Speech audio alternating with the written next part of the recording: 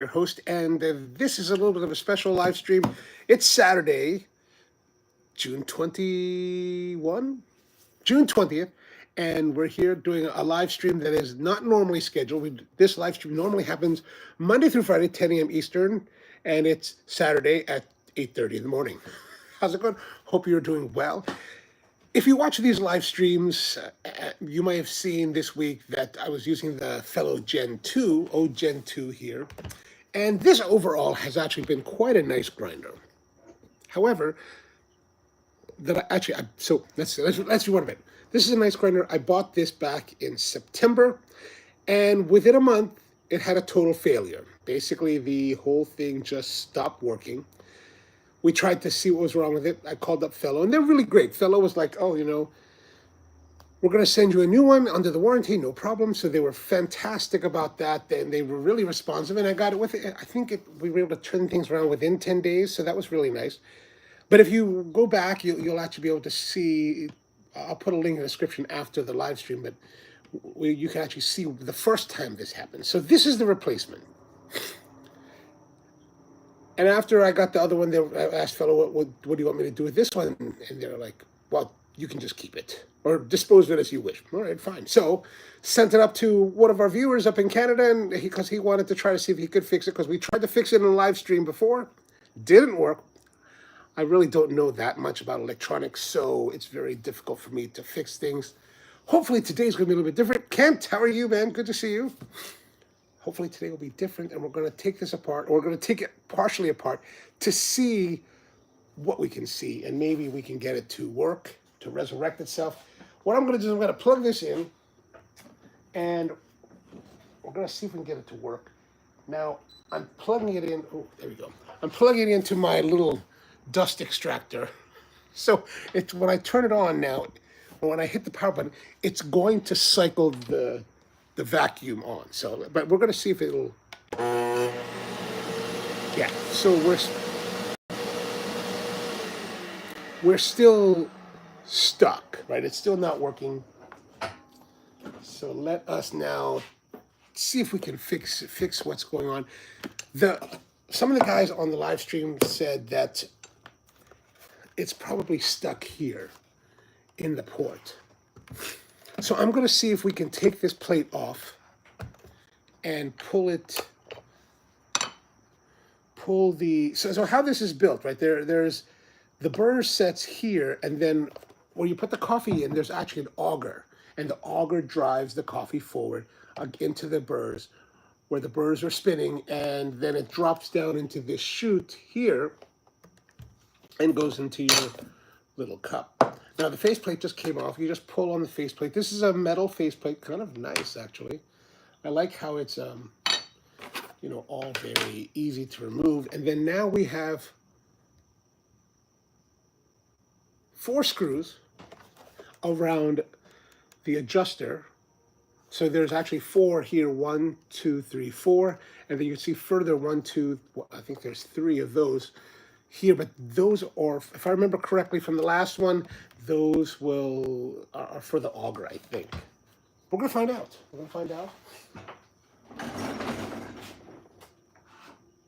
We're gonna need a small Phillips head screwdriver.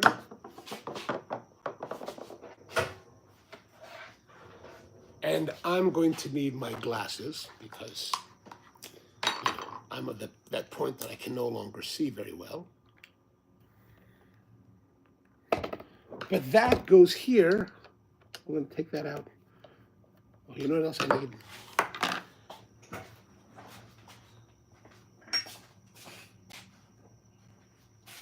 If ever you're working on like projects with parts, it's always very nice to have a magnetic parts tray. If you're in the United States, this is from a company called Pittsburgh, which is sold by a company called Harbor Freight, and these are relatively cheap, maybe somewhere around $4 for each one. And then when there's sales, they have quite a lot of sales, you get them down to like $2 or $3. Really, really handy. So I have a bunch of these floating around here. I need to buy more. I think they're on sale this week, actually. So we're just going to we want that so that we can take the screws out, and it will, you can keep them nice and contained. Now this, I'm using a Wera 350 pH screwdriver. These are nice because the Weras have this laser tip edging, right? I don't know if you can see that too well. I'll cover my face so maybe it'll recognize it. But on the edge, on the little points, there's actually like laser etchings that are supposed to grab the metal of your screws better. And this is also lightly magnetized, so you won't, someone like me will not lose his parts so readily, especially since my workbench has a bunch of holes in it. Oh, see, like that. So how's it going? Everything going well? We've got nice weather here in Maryland. Warm, but not too hot, not too humid. Actually, the humid, oh, it's not bad. It's not bad. And then, yeah, it's very pleasant today to be out here in the workshop. Okay, 4 screws are out. And now I think we can just pull it. Oh, yeah, that removes that bezel. Okay. And now you can see the mechanism of the grinder. We need to remove that screw, I think. Oh no, maybe we just need to remove these bigger Phillips head screwdrivers. So you could, I don't know if you can see the detail very well, but here it's Phillips and a slotted. So you can use either one depending on what you have available to you. And again, there are 4 of those.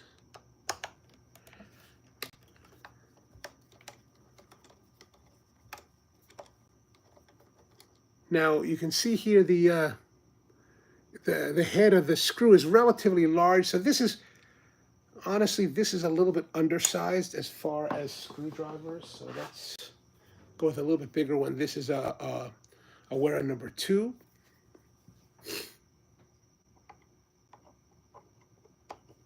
Yeah, that's much more snugger fitting, so it's going to be better.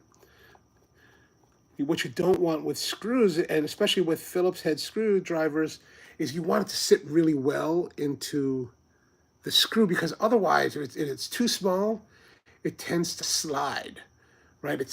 And that's part of the reason why these laser engraved etchings are at the tip, so that it helps to prevent you from sliding out of it. And as you slide out of the slots, right? If you start to come out of those slots by twisting, right? So if it happens and you're doing this, right, and it's coming out like that, then you start to strip your screw head, and that leads you to more problems that you don't really want to have to address. Okay, so we've got 4 screws here. If you have any questions or suggestions, let me, oh, see, this is why you gotta be careful.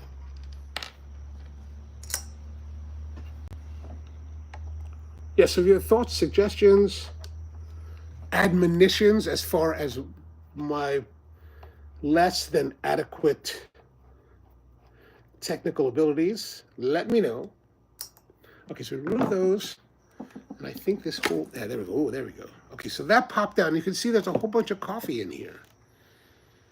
This is the auger. This is the auger. And I think it'll come out. Yeah, it just slides, it pops out.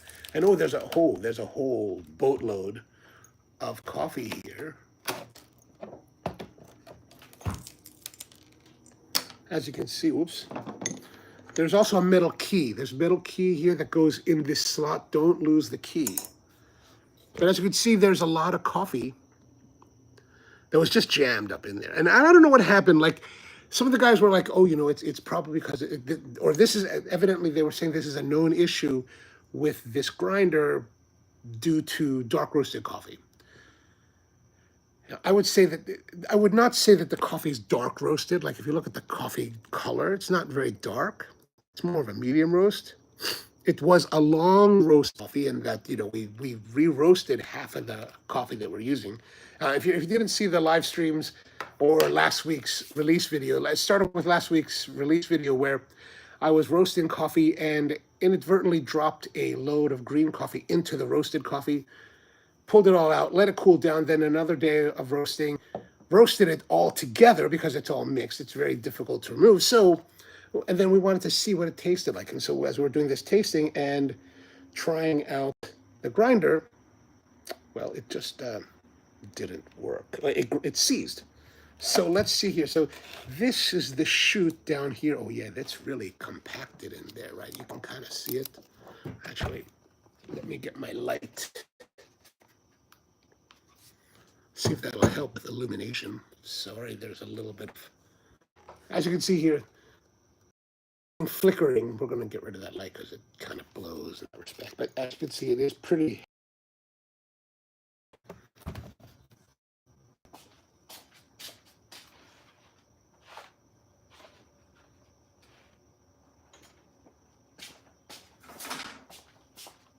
So in a workshop, a handy little accessory to have are these type of picks, right? They're little picks, kind of like dental picks. You can just buy dental picks if you find them used somewhere. They're great for like digging stuff out, or maybe even like removing plaque if you really need to. I can't say that I've never done that myself. So here we are. There is, let me see if I can hold this. In here, gosh, that does not look very nice.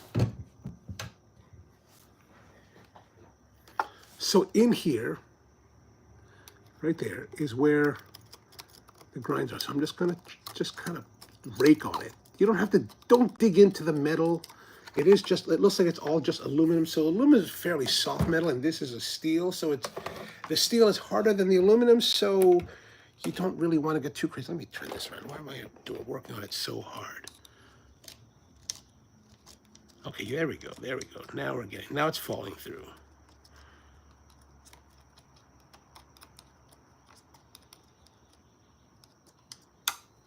Okay.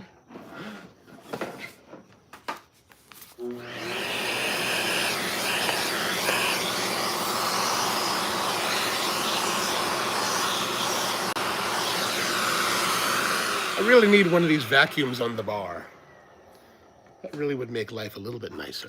Okay, so there's still some buildup here. Just gonna rake that out. I think there's yeah, there's some like veins. You can't really, it's hard to see because I can't get the angle so you can see in there. But there are some veins in, or maybe I can do this. What if I did this? And there are some veins. There we go. There are some veins in here, as you can see in the port, that I guess they try to prevent clumping or whatever they do. So if you're raking with a pick, do be careful of those. Don't get too aggressive. Don't pull on it too hard. Just be very gentle as you work around them so that you can avoid damaging them, right? Avoid damaging them. But there's a lot of cake up in here. Oh, this is an unfortunate. So really, it's all just jammed in there and caked. So I'm just going very slowly to try to get it all out and clear the pathway.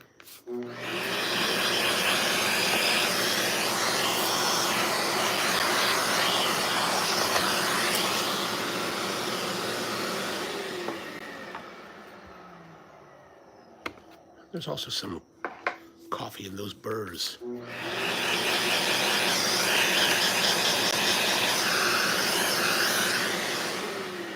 All right, now I think this is going to solve our issue with this grinder. So let us reassemble. Oh yeah, I need to clean up my mess here.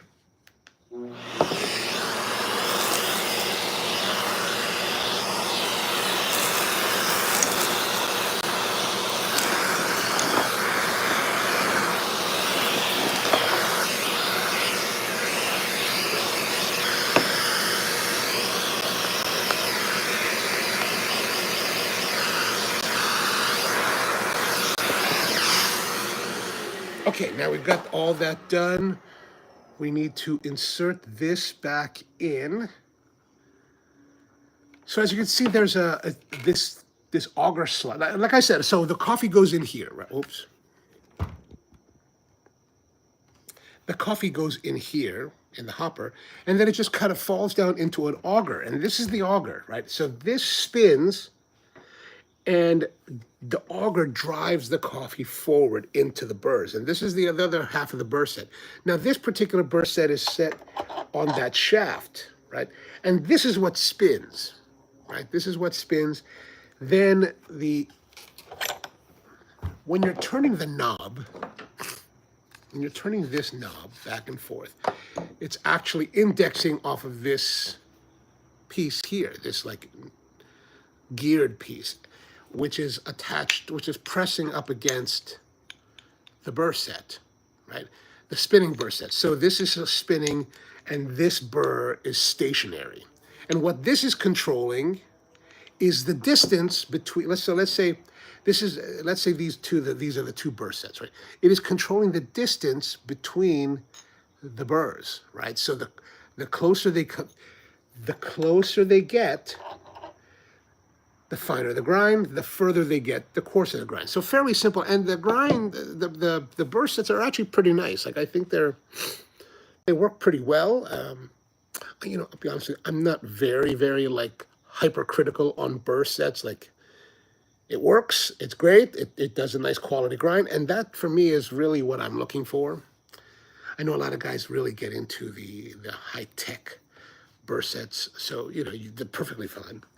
Now, since it is a keyed slot way, you can see there's an indexes for the key. You want to match those to the slot. Otherwise, you won't be able to get the key in. And it also spring loaded, right? There's a spring in there, so it gives the tension against the plate for while you're adjusting. So now we have to take this key, slot it in here. Now the key is slotted, so it sits in there like that, right? So there's that. And then we need to reassemble. Remember, there's 4 here. We just want to line those up. Now, is there, oh, you know what? There is a reference point, I think, where it's supposed to, I think it's, there's a ball detent here, right? And this allows the clicking. So I think that's going to be at the bottom. You know, I don't remember. Actually, I wasn't paying that close attention. So now I got to make sure that you got to push that keyway back in. Push that on there. Let's load up our screw. Now we got to make sure we line up the holes.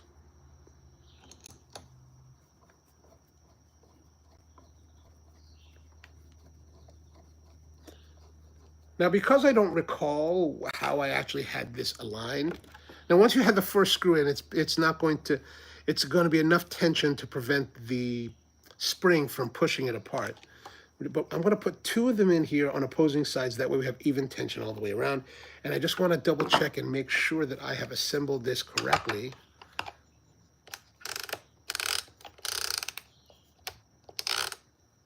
I guess. Now, if I did that, so I put this here, right? What if I started here? Oh, yeah, see?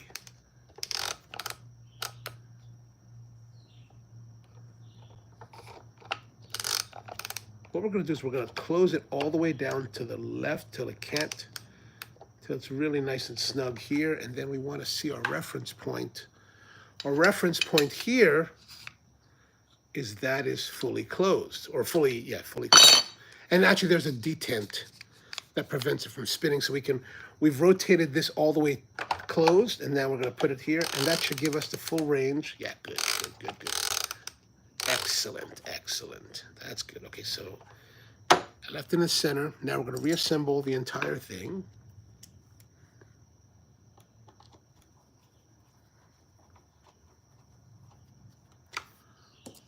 So I think we're going to have some success here.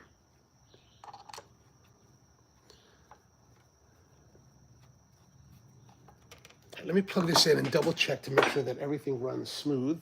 Because the condition of the grinder was that it was seized, and the presumption is that the seizure was due to the clumping of all of those coffees here in the bottom and the chute. So it should run smooth now.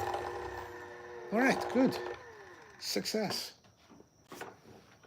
As always, remember you're unplugging your appliance while you're working on it, because gosh knows you don't really want to injure yourself. Okay, now we're going to reassemble.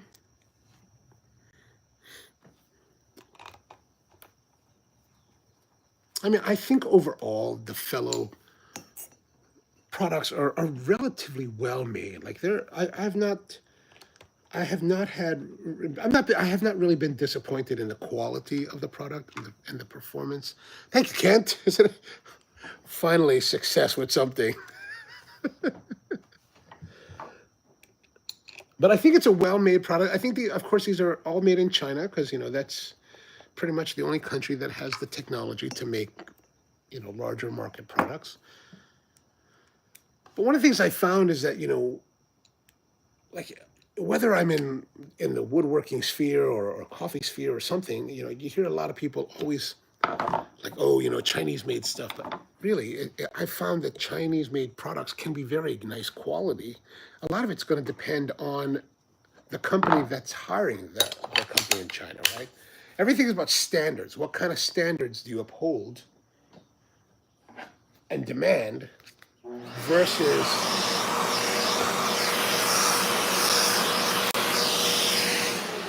everything else, right? So if you demand high quality as a contracting, so if you're a company that's contracting with a Chinese company to make the products for you, it's going to depend on how much you're really expecting from them, right there. Are you expecting a high quality product that's going to be excellent? And if that's what you want, you can certainly get that. However,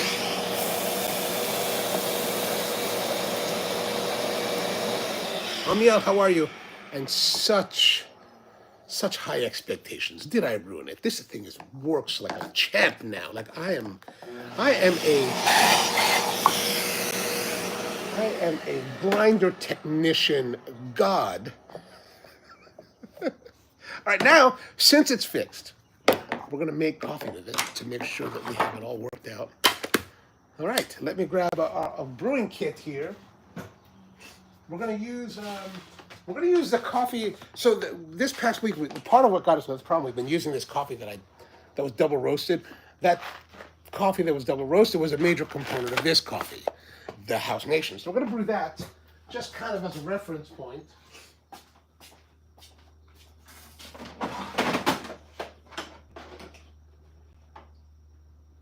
I just need to find the coffee kit.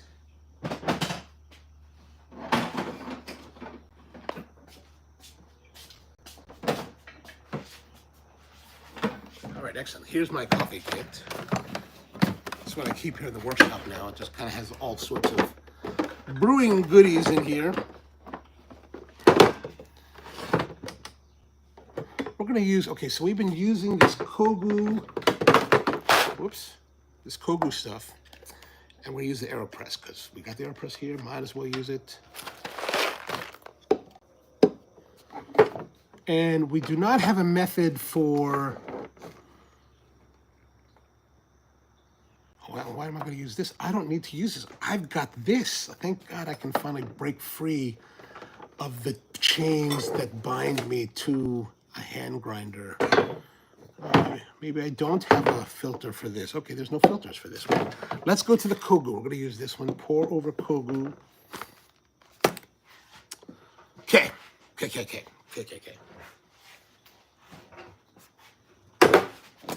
While I do have a brewing kit here, everything is kind of discombobulated around here.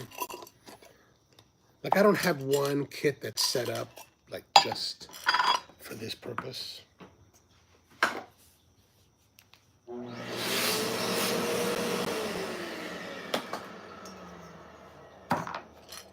I don't remember what coffee is in here, so we're just gonna put that aside. No more inverted this time. No more inverted. I know you guys don't like. Well, why don't you like inverted? See, I like inverted. Well, I won the championship with inverted, so I always like it. All right, so we'll use the Kogu. This is the one thing that does irritate me. It has this twist thing, so it sits here like this, right? But if you twist it a little bit, it packs up it folds for compactness, which is nice, but I wish it was a little bit, I wish the tolerances and the slots that are holding it all were just a little bit tighter, so you really have to give it a little bit of force to unlock it. But, what can you do? What can you do? You can't have everything. So we've got the Kogu filter.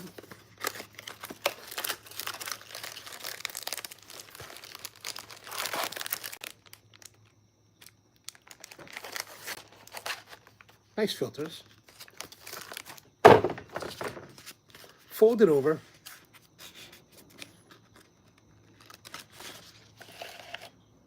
Now time to choose our setting. Stop. We had been using this middle setting previously, and then we kind of adjusted a little bit coarser, had much better results with coffee. So I'm going to use this little Kogu bean carrier as kind of a reference measurement to figure out, roughly how much coffee. It's going to be probably right around 24 grams or maybe a little bit more. Yeah, that's about good. It's probably a little bit more. And so that's the nice thing. Here's something, like, I don't have a scale in here. And so sometimes you may need to make coffee in less than ideal conditions. We all like the idea of having a dedicated brew place where you can control everything and you can have all of your measuring tools, scales, and everything to make it just perfect. But sometimes you're out in the field, sometimes you're in a place where you don't necessarily have all those things. So maybe it's okay to just kind of wing it a little bit. So even if we have a little bit more coffee in here than the 24 grams, we can just use bypass to compensate. So as we taste it, if it's too heavy, too bitter, maybe a little more water, that's all right. Okay, so let's see. Now we're going to grind. Oh, plug it in. Like I said, if you're just joining me, I'm plugging this into my dust extractor, which means, and because it's dust extractor. Oh, good to see you, Kent. Have a great one. It'll be back on the show on Monday. And we're going to plug in the dust extractor, so it's going to make some noise because the vacuum will be running. All right, here we go. We're rolling.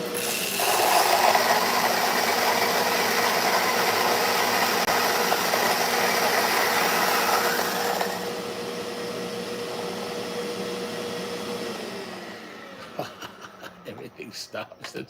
That's actually kind of a clever feature. Let me put this back in here.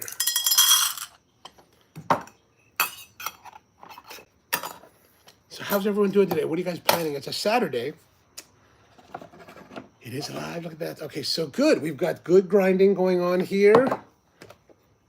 The chute is clean. We're going to take our coffee. Oh, that is a lot. That is a lot. Look at this. There's a lot in here. There's a lot. Oops. Okay, we've got that. Now we're going to pour that in here. I do have some preheated water that I have in my Zojirushi Tough Slim. These are pretty old versions of it. I mean, I bought these like in maybe 2010 or 2009, 2007. Fabulous for holding water. They've got a spout that you can open and close like that. And nice pouring. We use these on the hotline at restaurants to hold different sauces. That they actually hold sauces very, very well. And you can use it for water or coffee. It's really a fantastic thing. I'm sure Zojirushi probably has an updated version by now, but it's going to always be amazing. They always have great products. So we're just going to pour this on here. Oops.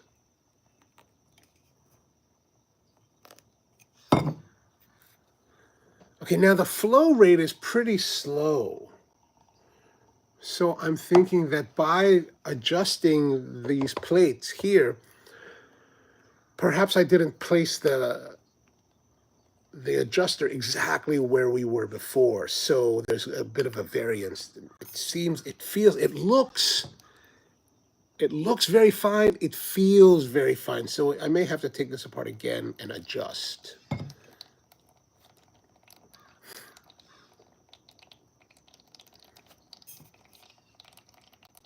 Which actually, this is, it may seem like a bit of an irritant, but actually this is really a good feature because that means that while there is a limited range here, right, it gives me the impression that the range of the actual burrs can be further. So you can reset this based on the burrs in different positions to compensate as your burrs wear. or if you want to give you a different range of grinding, right? If you want to have more of a breadth of finer or coarser grinds, that can be adjusted here, which is a nice feature. I think it's a very, in some ways, a very professional kind of feature. All right, this is slow. Yeah, but I will probably have to. I don't really like it at that setting, so let's go back and.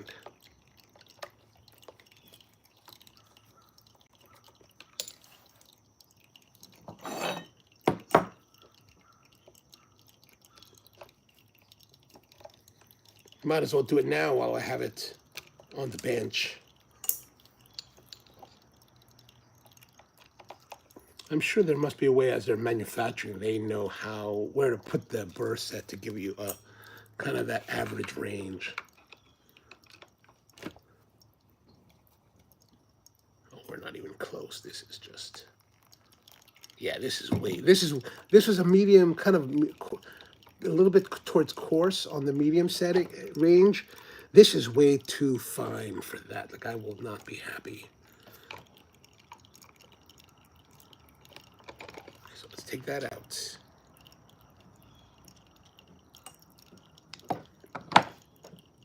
And now for here, now that I've got it apart, right? I've got it apart. All you got to do is take the plate off. And this is really the adjuster. So we're about here on the range, and it's very fine. So we're going to rotate it more. And I think that's going to give us better results.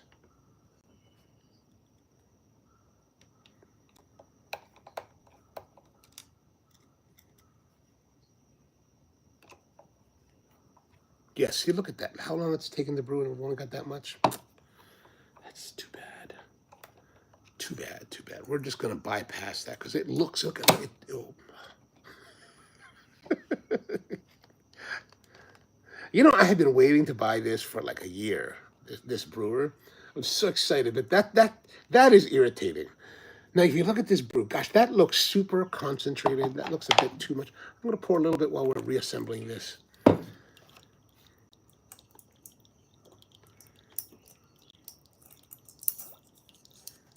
Any thoughts? There.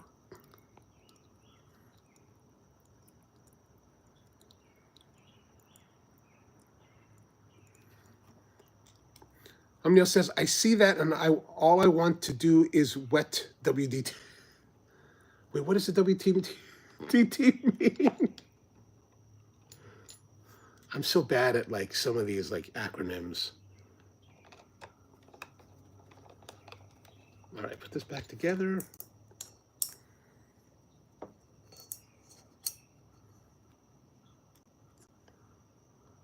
Now we can be ready for Monday's live.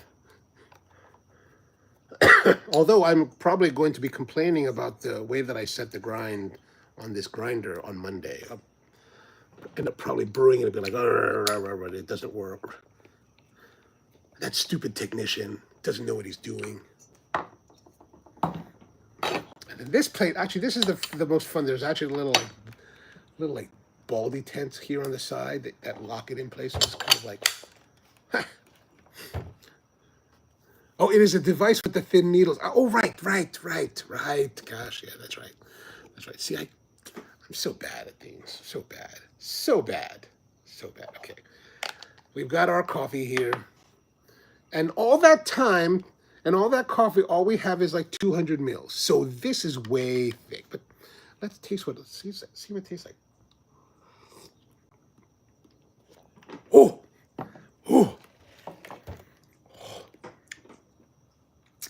Maybe the AirPress would have been better. But I didn't see the filters in this kit. So what are you gonna do? Okay, so we're gonna use our little titanium cup that I picked up at the SC Expo. Rotation. I'm gonna give it a little bit of coffee here, and then we're gonna give it some bypass. I'm now gonna forever be saying bypass because you guys taught me that.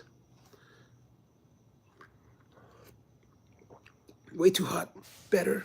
It's better. It's a little bit bitter.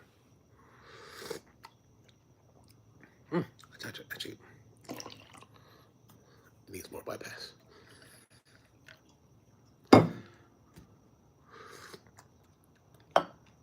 That's much better. Okay, that's a lot more like what we're looking for.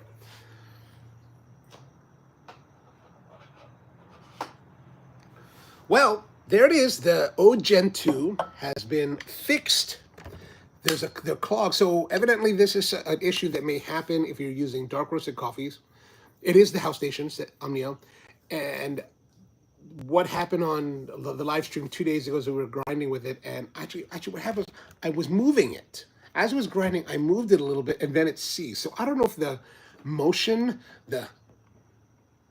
this motion was, contributing factor to seizure, but it seized. And, the coffee we're using was that kind of aberrant coffee where half of the coffee was very, very well roasted. Not dark roasted, but just very, very well roasted. And it just seized. The coffee, that coffee is very difficult coffee, right? Just as a taste. It's just, if you watch the last 2 days of live streams, you'll see it's very, very difficult coffee. This is very nice coffee.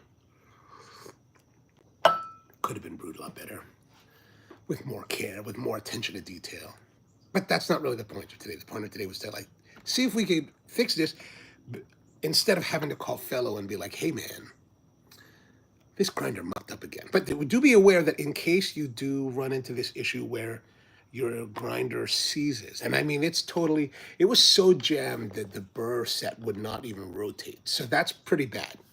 And there was, as you remember, you may have seen, if you can scroll back to, there was a lot of coffee still left inside the grinder. Like the amount of coffee that we ground out of it and during the show was very, very minimal. So I was like, oh gosh, that's really kind of unfortunate. And unfortunately, because it's so compact, you might think to yourself, I'm just gonna grab a pick, right, and just dig in the hole. I'm just gonna stick this in the hole and just kind of hammer at it, right? That will probably not work because it was just so jammed up into the burrs and the augers. Plus, you've got these little veins that I guess are supposed to prevent clumping. So by jamming your stick and just shoving it in there and hammering on it, you could probably damage those veins, and so that would probably be more of a problem. So I wouldn't do that. Just take it apart. It's relatively simple to take apart. Remove the faceplate. Remove the 4 screws that hold the adjuster. Remove the 4 screws that hold the auger and burr set plate. Don't lose the key that's in that locks it all together. Just hold that. So 8 screws total. Clean it out. Maybe use a pick to dig in and dig into the hole and get that hole nice and clean and really just kind of into the hole. Well, you got to go in, and then go both ways, right? Go both ways, this way, and then come from underneath. That's good. Aren't the veins the ionizer? Oh yeah, the ionizer. Wow. Someone on the live stream said it was an ionizer. I don't really know what that means. I just know now that I've seen them, I know there's veins, and I couldn't remember what term they had used yesterday on the stream that talked about. But the ionizer, it is the ionizer. That, at least that's my understanding. Anton's with us. I hope you brought your duct tape and 2D40. WD-40. I do. And I even have my festool to assist us in our endeavor. But we've already finished, Anton, so that's all right. That's all right. You missed Kent. Kent was here earlier, and Omniel's with us now. So that ionizer is the zap cannon, but so it's actually producing static or a charge. It applies to charge. It does provide charge. Nice. So we had success, yes. Unlike the last time, which had no joy, we have full success now, and I have it connected to my extractor, so you can hear the vacuum turn on because, well, it's all connected. So nice. All right, and we even brewed some test coffee, which I could have brewed a lot better. And then we really had to readjust our grind style. And that's another thing. If you do this adjustment, you will want to double check your settings here for that plate because there's a lot more range. The burst set selector plate has a lot more range than the actual user selector, right? So this is limited in range with stops. Whereas the actual plate that dials it in, I think will go a lot further. I don't know how many revolutions or how far, but it's a lot more. There's a lot more latitude than you actually hear. So during our brew today, I set it like right about there, which has been our typical setting lately on this grinder, and it was way too fine. So took it apart, backed it, rotated the detent plate this way more to increase the distance between the burrs. And hopefully that'll give us the range that we would prefer to work in. All right, well, that's pretty much it for today. I hope this helps here in the workshop. If you've had issues with your Ode Gen 2, or perhaps if you have issues with your Ode Gen 2 in the future, this might be the way to solve that. Anton says, now that you're familiar with the taking it apart, it's time to try some new burr. I know. Maybe we'll get to that. We'll get to that. Maybe a company will send us some burrs for us to try. Although, to be honest with you, I don't know if I'm really the best person for that kind of testing or insight. Because I think those, when you get in burrs and you want to compare them, how are these burrs better than the other burrs? You know, probably the best way to do that is to have some kind of measuring system to like figure out which is. And to be honest with you, I don't know if I'm really the greatest person at that. Sitting around testing and measuring, like, but we'll see what happens. All right, well, thanks very much for tuning in. I'm glad to see you back again. So if you like what you see here, we do a live stream about coffee most Monday through Fridays, 10 a.m. Eastern time here on the channel. So come join us. We have a whole group of people that are really wonderful, that are really great to hang out with. And yeah, Amnia says that was not so bad. And now you have a clean grinder. I know I have a clean grinder finally. All right, well, hope you have a wonderful Saturday out there. And see you next time.